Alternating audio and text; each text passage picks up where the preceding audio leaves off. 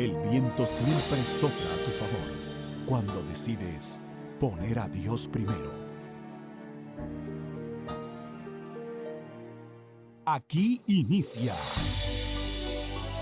Querigma de Amor, un espacio para conocer la misericordia del Señor. Presenta el Padre Teófilo Rodríguez. Bienvenidos.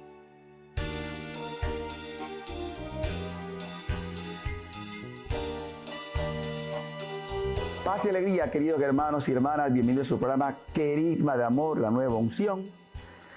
Hoy vamos a tratar el tema que todos vamos a vivir en algún momento: la muerte y el juicio particular. Yo sé que este tema a muchas personas no les gusta pensar y meditar sobre una realidad de la que nadie se va a escapar. ¿Y cómo voy a confrontar aquello? La palabra de Dios también da respuesta a esto. Dios no es Dios de muerto, Dios es Dios de vivo. Pero eso no quiere decir que no vamos nosotros a vivir una experiencia de desprendimiento de esta realidad humana que nos llevará a la muerte, y que inmediatamente en el momento de la muerte vamos a experimentar lo que se llama el juicio particular. Pues bien, ¿en qué consiste esto? Primero veamos el soporte de la Escritura de un caso de muerte, aunque no tuvo en ese instante el juicio particular, porque el Señor ya venía a darnos una visión de que la vida no se acaba con la muerte, sino que trasciende. Y como Él es el dueño de la vida y de la muerte, es capaz de resucitar. El Evangelio de San Juan nos habla de la resurrección de Lázaro. No vamos a leer todo el texto, parte de él, pero allí ya se nos hace ver que todo ser humano ha de vivir esto. Lo importante es que nos encontremos con esa realidad bien preparado. Bien, el capítulo 11, versículo 1 y siguiente. Había un hombre enfermo llamado Lázaro, que era de Betania, el pueblo de María y de su hermana Marta. Esta María era la misma que ungió al Señor con perfume y le secó los pies con los cabellos. Su hermano Lázaro era el enfermo. Las dos hermanas mandaron a decir a Jesús: Señor, el que tú amas está enfermo. Al oír Jesús dijo: esta enfermedad no terminará en la muerte, sino que es para gloria de Dios, y el Hijo del Hombre será glorificado por ella. Jesús quería mucho a Marta, a su hermana y a Lázaro. Sin embargo, cuando se enteró de que Lázaro estaba enfermo, permaneció aún 2 días más en el lugar donde se encontraba. Solo después dijo a sus discípulos: volvamos de nuevo a Judea. Le replicaron: Maestro, hace poco querían apedrearte los judíos, ¿y tú quieres volver allá? Jesús le contestó: ¿no tiene 12 horas la jornada? El que camina de día no tropezará, porque ve la luz de este mundo. Pero el que camina de noche tropezará, porque no posee la luz. Después les dijo: nuestro amigo Lázaro se ha dormido, y voy a despertarlo. Los discípulos le dijeron: Señor, si duerme, recuperará la salud. En realidad Jesús quería decirle que Lázaro estaba muerto. Pero los discípulos entendieron que se trataba del sueño natural. Entonces Jesús le dijo claramente: Lázaro ha muerto. Pero yo me alegro por ustedes de no haber estado allí, pues así ustedes creerán. Vamos a verlo. Entonces Tomás, apodado el mellizo, dijo a los otros discípulos: vayamos también nosotros a morir con él. Cuando llegó Jesús, Lázaro llevaba ya 4 días en el sepulcro.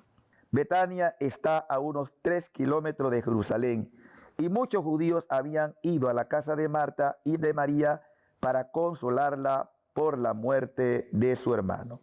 Palabra del Señor.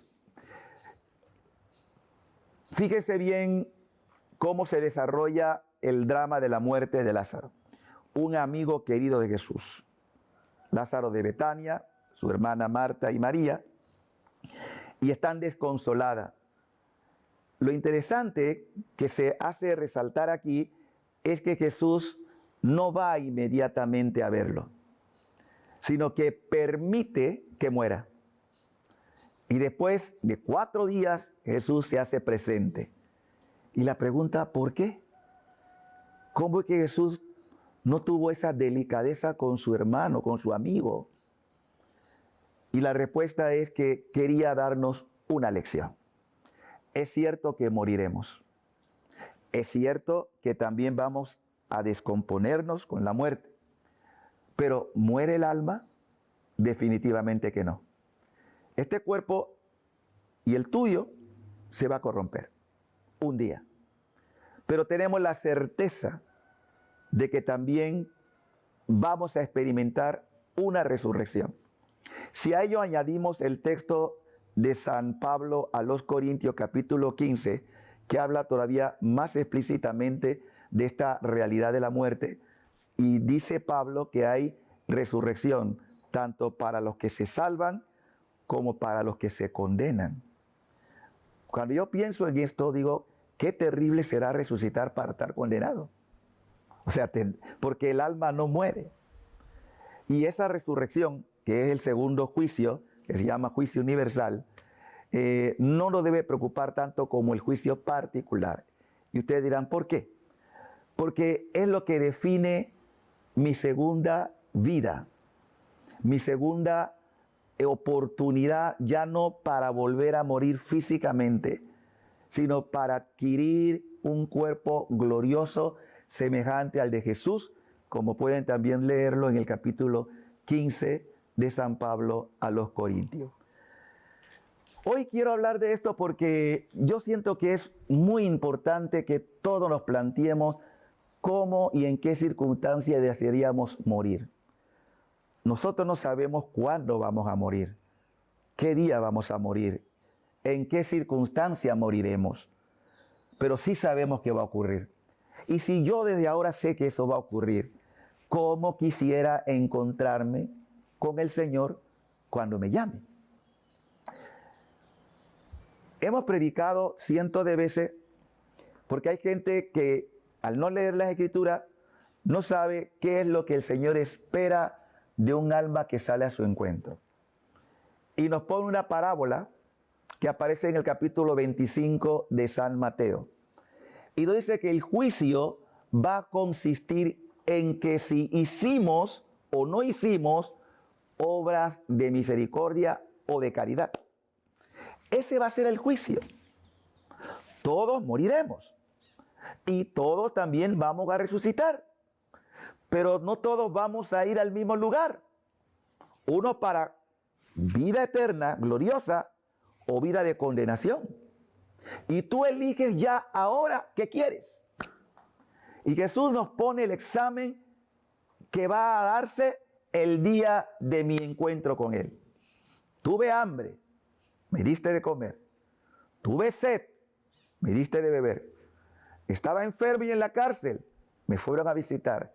Era forastero, me acogiste. ¿Cuándo pasó eso? Cada vez que ejercitaste la obra de caridad o la misericordia, se lo estaba haciendo también a Jesús. En otra palabra, es el amor al prójimo lo que va a definir mi juicio particular. Por eso, haz el bien sin mirar a quién. Aunque no te retribuyan lo que tú has hecho de bondad para con el prójimo. No espere que te pague la gente. No espere que te retribuyan el bien que tú haces. Deja que sea Dios el que paga. Y paga muy bien. Y nos dará una medida colmada, rebosante, como también nos anuncia el Evangelio. Por eso en esta vida no tenemos más que un propósito: pasar haciendo el bien. Como lo dice también el Evangelio, los Hechos de los Apóstoles, nos habla de que Jesús pasó haciendo el bien. ¿Cómo debe vivir un discípulo de Jesús? Pasando, haciendo el bien. Ese va a ser el juicio, querido hermano. Así que ya no estás en ignorancia. Por lo que te quiero invitar a poner todo el empeño por pasar por este mundo haciendo buenas obras, que corresponda a tu fe, a una fe firme, a un Dios que aunque todos puedan ignorar lo que tú haces, tu Padre que ve lo secreto de tu corazón y las intenciones con que obras, te sabrá recompensar con creces. No permitas que nadie mate en ti la caridad, porque también el Señor nos advirtió que en estos tiempos de tanta maldad, de violencia, de degradación de los valores, Él nos advierte que en estos tiempos la caridad se iba a enfriar, es decir, que la gente dejaría de ser buena. Porque claro, ante un mundo perverso, en un mundo que da la espalda a Dios, la gente, cada uno busca su seguridad personal, no quiere comprometerse en hacer bien porque siempre se sienten amenazados de que le paguen con mal. No importa. Jesús, nuestro Maestro, nos invita a esto, queridos hermanos.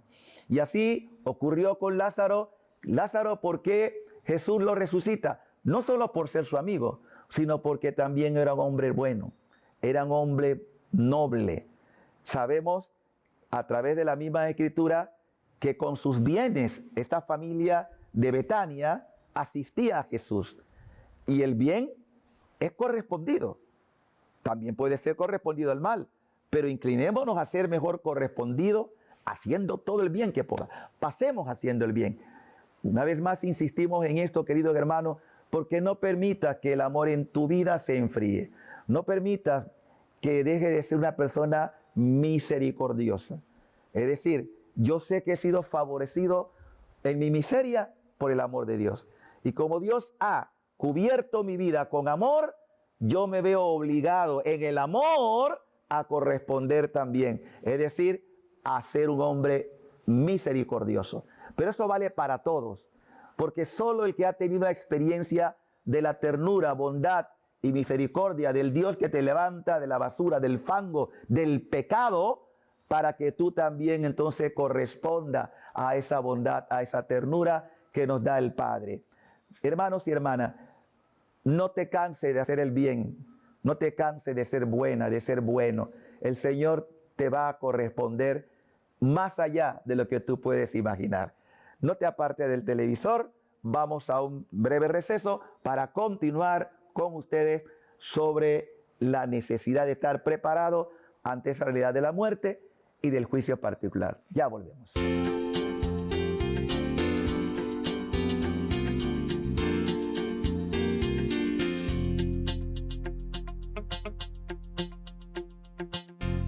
Da gratuitamente lo que has recibido gratuitamente, para que las gracias de Dios puedan alcanzar el corazón de todos. Ya regresamos con la parte final de este su programa, Querigma de Amor.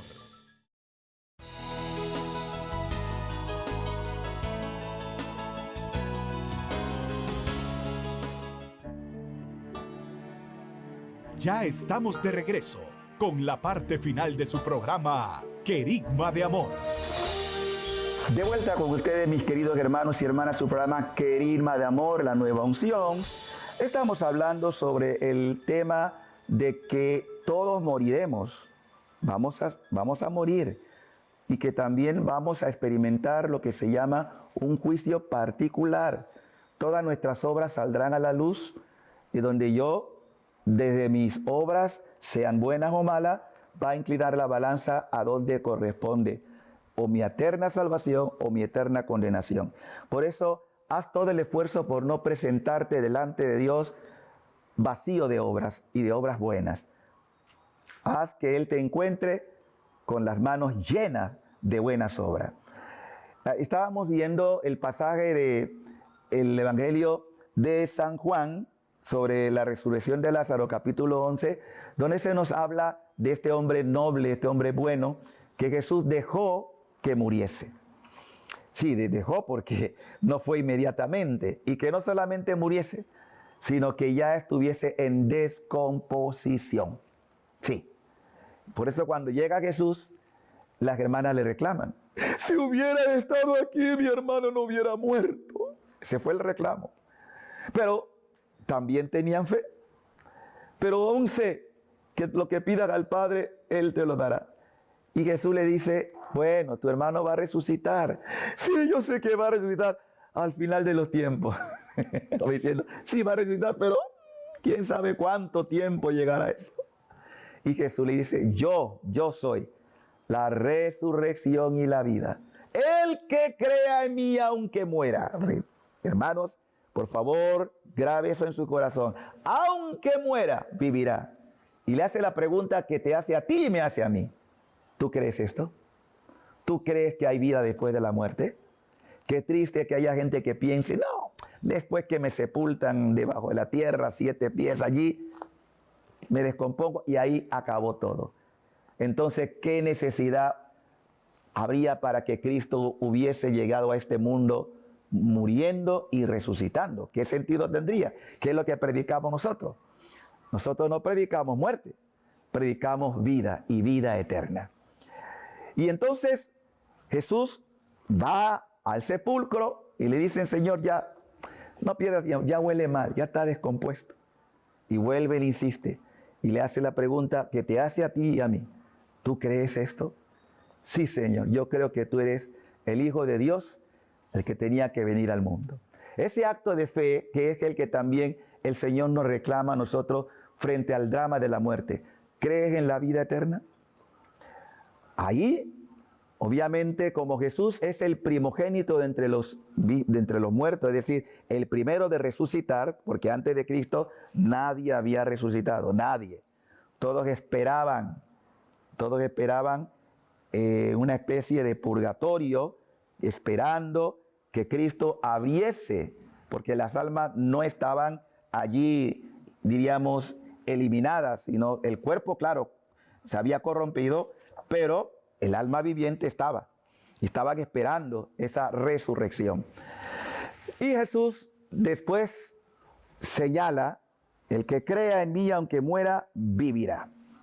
Y con autoridad, como también lo hará al final de la historia de toda la humanidad, llamará a todos al segundo juicio. Pero no hablemos hoy del segundo juicio, hablemos del primer juicio. ¿Qué ocurre cuando el alma muere? El Señor le desvela su vida, todo lo que hizo, lo bueno, lo malo, lo feo. Y te pone una balanza. Y esa balanza se inclinará según tus obras. Por eso es importante captar que el juicio no depende de Dios realmente. El juicio, por eso llamamos particular, esa es mi persona, depende de los actos buenos que hice o que dejé de hacer. Tú mismo te vas a juzgar. En otras palabras, es como que Dios te dirá, mira, estas son tus obras. Según tus obras, júzgate tú. ¿Qué crees tú que mereces? Y como tú no puedes engañar a Dios porque lo sabe todo, lo ve todo, ese juicio, tú mismo te haces ver, yo no merezco presentarme a ti con tantas miserias. Y esa alma van a lo que la iglesia señala como purgatorio. Y que tendrá diversos niveles según cómo te llevaron tus obras, buenas o malas, porque el juicio es particular. Ahí va a definirse tu realidad. Aunque pueda ser incluso el nivel más bajo o el nivel más alto del purgatorio, eso depende de cada uno de nosotros. No todos iremos al mismo purgatorio. Luego, con las obras de expiación o de reparación, por eso nosotros los católicos creemos en la necesidad de orar por los vivos y por los difuntos y hacer ofrendas por ellos para que, como ya no tienen mérito propio, pero sí necesitan que la iglesia militante y la iglesia triunfante los recuerde para que puedan ir perfeccionándose y cumplida su etapa purgativa, puedan ir al paraíso. ¿Qué enseña la iglesia sobre esto? Numeral 678 y 679 nos dice: Jesús anunció en su predicación el juicio del último día entonces se pondrán a la luz la conducta de cada uno, que es fruto del primer juicio, o sea, el juicio particular. El secreto de los corazones, todo saldrá a la luz. Entonces será condenada la incredulidad culpable. Claro, si tú no obraste como correspondía, tú mismo decides tu condenación, no Dios. Dios ya nos dio la solución. La solución es su Hijo, Cristo. Y sigue diciendo el catecismo de la iglesia. Entonces será condenada la incredulidad culpable que ha tenido en nada la gracia ofrecida por Dios. Mateo 11, 20, 24. También 12, 41, 42. La actitud con respecto al prójimo revelará la acogida o el rechazo de la gracia y del amor divino. Mateo 5, 22, 7, 1, 5. Jesús dirá en el último día: cuanto hicisteis a uno de estos hermanos míos más pequeños, a mí me lo hiciste. Es lo que comentábamos antes, Mateo 25, versículo 40. Pero todo el capítulo 25 habría que leerlo para que ustedes tengan una idea de la importancia de las buenas obras. Y el numeral 679. Cristo es Señor de la vida eterna. El pleno derecho de juzgar definitivamente las obras y los corazones de los hombres pertenece a Cristo. Como Redentor del mundo, adquirió este derecho por su cruz. Por eso, la cruz de Cristo es la justicia que Dios ha manifestado a toda la humanidad, para que todo el que crea en Él tenga esta vida. Y por eso la balanza o lo que mide realmente nuestra salvación es mi adhesión o mi rechazo a la justicia divina, que es la cruz de Cristo, por el cual Él pagó todos los pecados de la humanidad. Desde el primer Adán hasta el último ser humano que exista, ya ha sido redimido por Cristo. Pero de ti depende apropiarte de esta gracia o rechazarla. ¿Se dan cuenta por qué el juicio va a ser personal? Porque yo decido si quiero y yo decido si no quiero. Pero nadie podrá decir, tú me condenaste. No. Las almas que se condenan, ellas son muy conscientes de que fue su decisión definitiva. Y qué tristeza da, porque ninguna de las almas que se condenan podrán decir que no tuvieron la oportunidad y varias veces de poder arrepentirse de sus malas vidas. Sin embargo, no lo quisieron. Y sigue diciendo el catecismo de la iglesia: adquirió ese derecho por la cruz. El Padre también ha entregado todo juicio al Hijo. El Hijo no ha venido para juzgar, sino para salvar, para dar la vida que hay en Él. Es por el rechazo de la gracia en esta vida por la que cada uno se juzga a sí mismo. Muy clara la enseñanza de la iglesia. Cada uno se juzga a sí mismo. Dios no envió a su Hijo al mundo para condenarlo, sino para salvarlo. Y por eso, querido hermano, es tan importante tu decisión. Tú estás decidiendo ya, ahora, no cuando te mueras, ya. Estás decidiendo qué quieres. Y termina este resumen así: además, según sus obras, y puede incluso condenarse eternamente al rechazar el espíritu de amor. Puede incluso eternamente condenarse. ¿Ustedes creen que un Dios de bondad como es nuestro Dios quiere eso para ti? De ninguna manera. Hermanos, una sola alma tenemos, una, no dos, una. Como decía el beato y bueno, ya santo, Pedro de Betancur, de Antigua Guatemala, que recuerda que solamente tenemos un alma.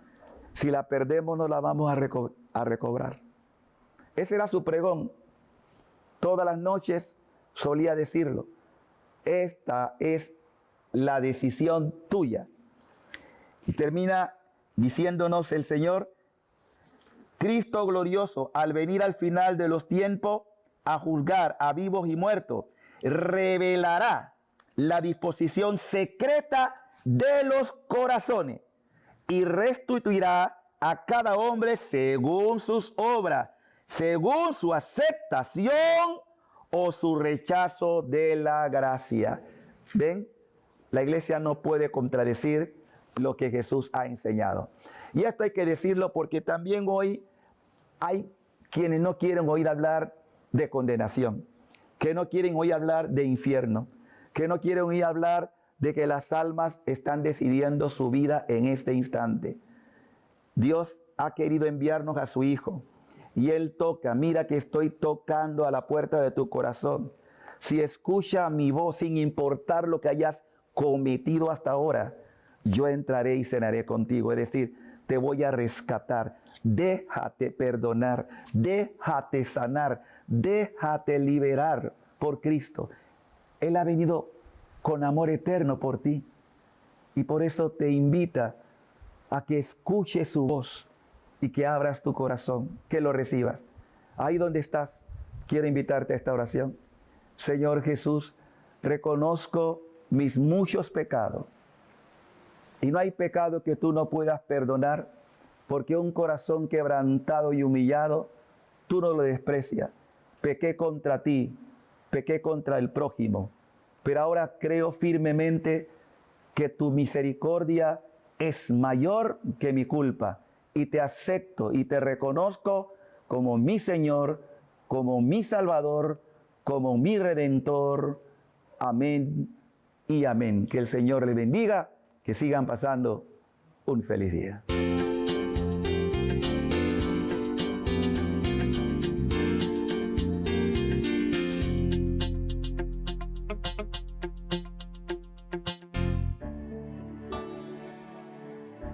Dios borra tu pasado, restaura tu presente y bendice tu futuro. Nos encontramos en una próxima emisión de Querigma de Amor, para que juntos nos renovemos en esa fuente inagotable de misericordia que es Jesús mismo. Gracias por tu compañía.